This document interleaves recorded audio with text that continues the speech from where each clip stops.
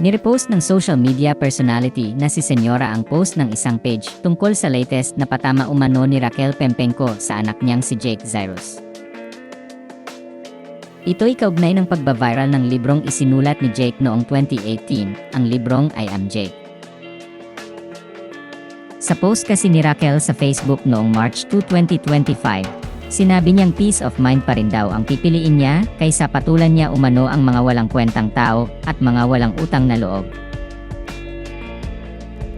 Sa kasunod na post ay sinabi ni Raquel na hindi raw niya alam ang kwentong ibinahagi ng kanyang anak sa naturang libro. Dagdag pa niya, alam daw niya ang sarili niyang kwento pero hindi na raw niya isa sa libro iyon dahil ayaw raw niya ng may mapasama at madagdagan ang mga masasama. Sabi naman ni Senyora sa caption ng kanyang shared post, may ganyan palang nanay. Agaw pansin naman sa comment section ng post ni Senyora ang komento ng jowa ni two-time Paris Olympics gold medalist Carlos Yulo na si Chloe San Jose.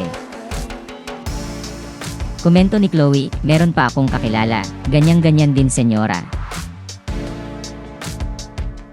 Reply ni Senyora, yan ka na naman. Kaya gigil sa'yo mga matatanda eh. Reply ni Chloe, manggigil lang sila hanggang manigas. Walang binanggit na pangalan si Chloe sa komento niya sa post ni Senyora, pero hindi maiwasang ikonekta ang nakakaintrigang komento niya sa napaulat na word war niya sa dalawang nanay. Ang ina ni Carlos Yulo na si Angelica Yulo at ang komedyanteng si Ai de las Alas. Matatanda ang sinabi ni Chloe kamakailan na wala umanong natanggap na birthday greeting si Carlos Yulo mula sa pamilya at relatives nito. Noong November naman ay binalikan ni Chloe ang artikulong nailathala tungkol sa naging payo noon sa kanya ni Ai.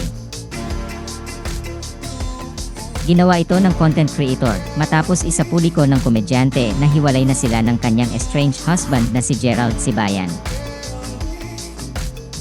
Sino kaya ang tinutukoy ni Chloe na kakilala niyang katulad ng ina ni Jake Zyrus na si Raquel Pempenco?